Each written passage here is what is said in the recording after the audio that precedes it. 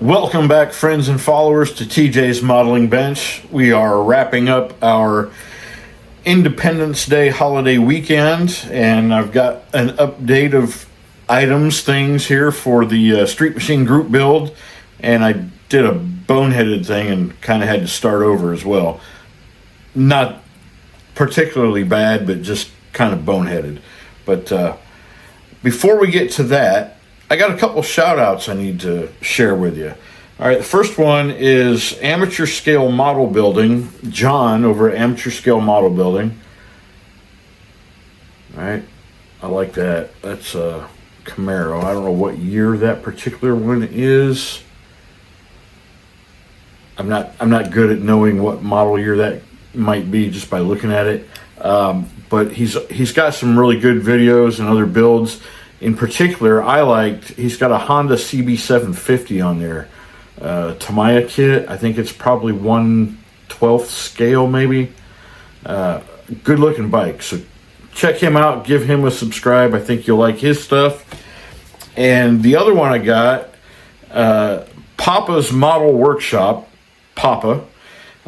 He is from upstate New York. Setauket. Where's it at? Yeah, Setauket, New York. Anyway, really cool channel. He's got a lot of great tips and tricks, organization. That's one of his most recent ones, has some organizers on it that he shares with you. Some really cool builds. I like this truck a lot. A little bit of patina to it. The big rig here. And what is that, a Charger? One of those two. Anyway, he's also got some great builds on his channel, so check him out. Papa's Model Workshop. You'll love his stuff as well. All right, so now let's get to what I've finished this week. All right? So I don't know what I was thinking. In the last update video, I talked about, the engine being in primer, and I had some paint on it. And that it was going to be a bit of an upgrade from the kit engine from the 396 to the 409. So somewhere in the middle of last week, I'm looking at this thing and realized that this is not the 409 engine. This is actually a small block Mopar that I bought for another project that's on the back burner right now. So I wasted time building this. It's not really wasted time. I mean, it's built for another kit that I haven't started, but I'll have to restart on the 409 engine kit that I intended to build for this model. And then I also learned in a little bit of research that the 409 was a pretty popular engine when it first came out, but as people started to hot rod it and use it more in that application, they realized that it did have some deficiencies. It was very high torque output, but it had some breathing issues. And kind of what I read said that in the end, the 396 was probably the better engine. But we're still going to put the 409 in because I don't have a 396 that's 3D printed, and the kit offering isn't as sharp and crisp detail as the 3D engines are, so we'll be putting the 409 in it regardless. But it's going to look good because it's going to be customed as far as the paint. I'm just about ready to start putting the body color on, but I did spray black on all of the interior that might be exposed. Obviously the headliner. And you can see, I think you can see, our ridges for the individual panels of the headliner. So I think that turned out really good. And then right there in the middle is the divot where the dome light will go.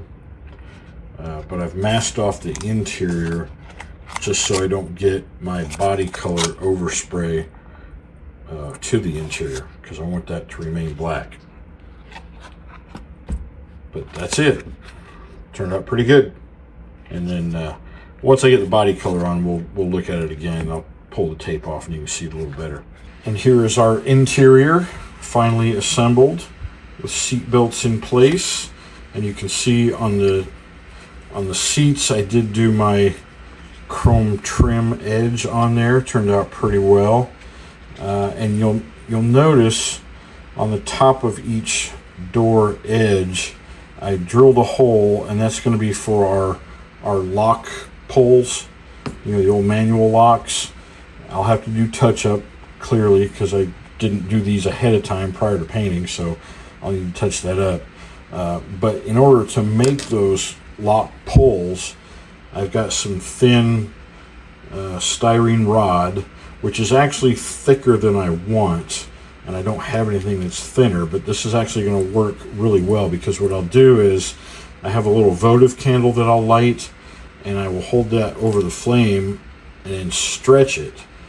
And then the points on each side where it stretches from the larger diameter down to whatever thinner diameter I end up with, I will cut pieces in that transition area so that you get that shape.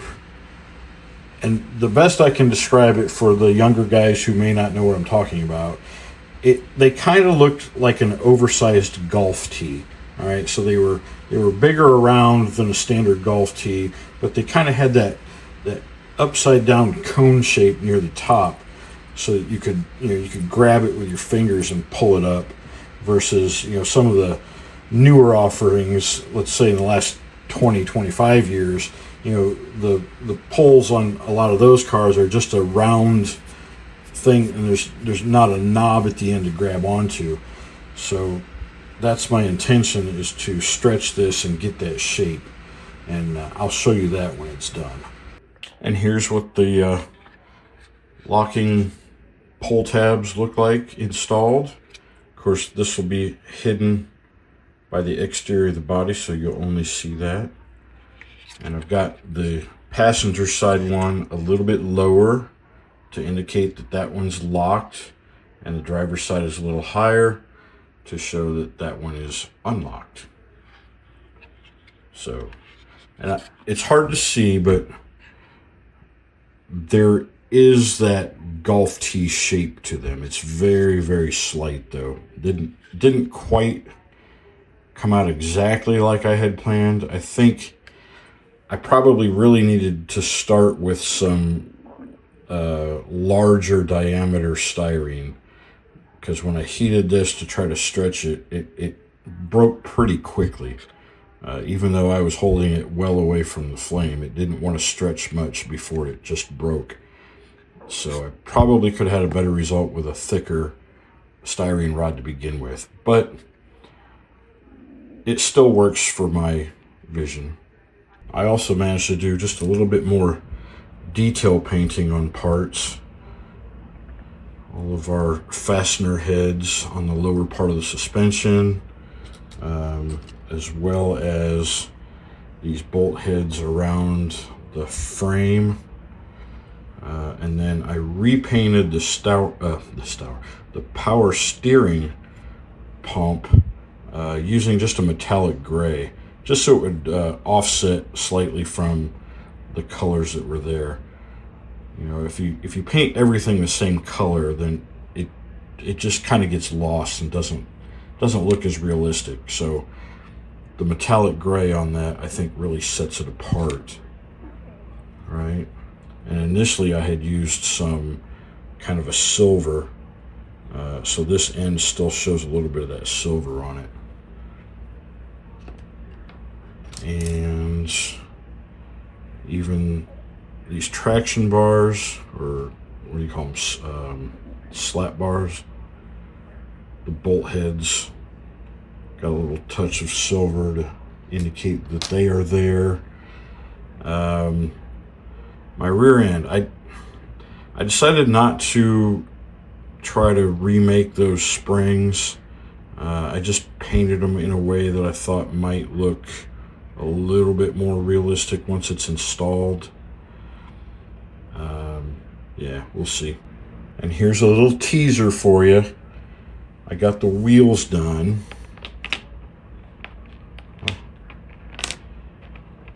All right, that is Alclad black chrome on the wheels. And then for the tires, I actually shot them first in rubber black, the Tamiya rubber black, but then I did the outside walls, sidewalls, with gloss black to kind of give them that wet look. So I think that kind of works too. I've been doing a little bit of testing with these Tropical Glitz paints that I ordered.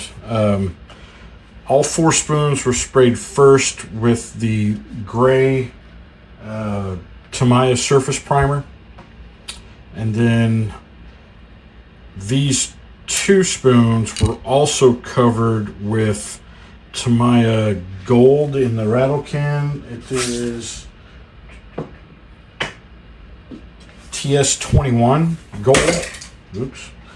And then these 2 were just the straight primer with no gold underlayment.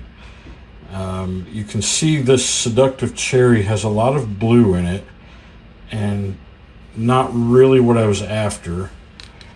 And this is the same one over the gold.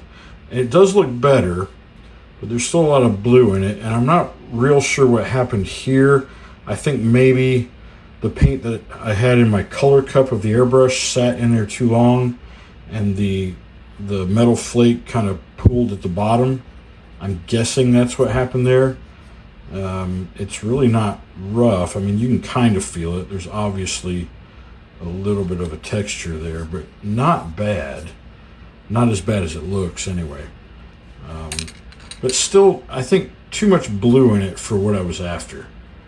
So the Cosmic Red, all right, this is over just the gray primer, and this has the gold sprayed over the gray primer, and I think that looks really good, but I do think I like it darker. And if you look close, you can still see a little bit of a gold flake in that.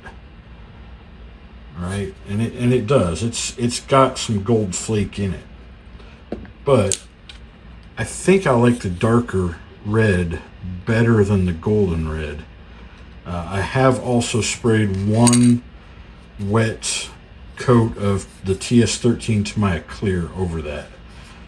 There was no sanding in between, nothing like that. Just straight coats of paint and clear. And I think I've pretty well settled on this one. I think I'm going to go with this.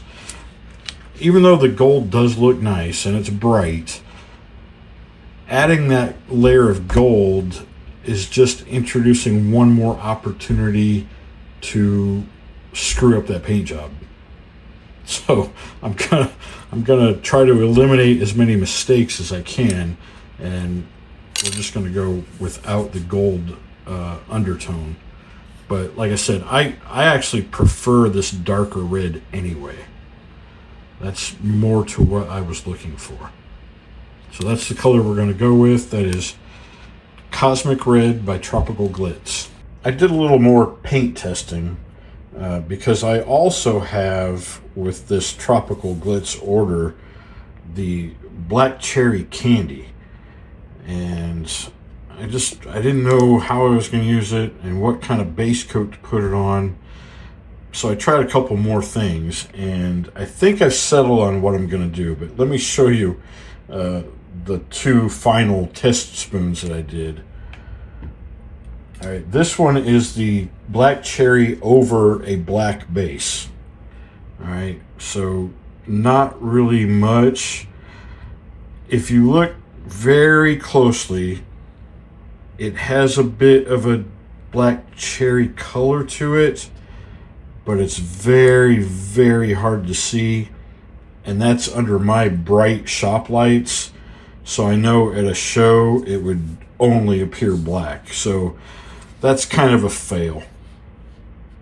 It's still cool, but yeah, it's just not enough. But then I took the spoon that I had decided I was going to use, the Cosmic Red over the gray primer, and then I decided I would shoot the candy over it. And I do like that. And then I made the mistake of actually sanding it, which I should not have done, because it sanded some of the coloration off of the metal flake that's in there. And while that doesn't really look terrible, it's not really what I wanted. So it's the color I like. It's, you know, it's dark. It's still a red, a cherry red. But yeah, that's what I'm going to end up doing. So we're going to spray the Cosmic Red over the gray primer and let it do its thing. And then we'll come back with the black cherry candy and spray it on top of that. I will not sand it, so you won't see the speckle like that. It'll still have a metallic sheen. Well, not a sheen really, but it'll have the glitter in it. It just won't be, you know, quite as specular as that. And then once the candy clear has gone off and cured, then I'll hit it with clear gloss coats.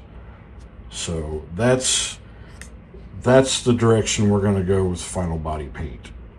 And I think it looks pretty good. Okay, so that brings us up to where we're at right now. By the end of this following week, I should have body color paint on our body and getting a lot closer to being done with this one. I'm also at the same time working on a 1/48 scale jet, the A7D Corsair 2. So if you haven't tuned into that and you're interested in airplanes, you can follow me on that one as well. I'll have an update on that one here soon as well.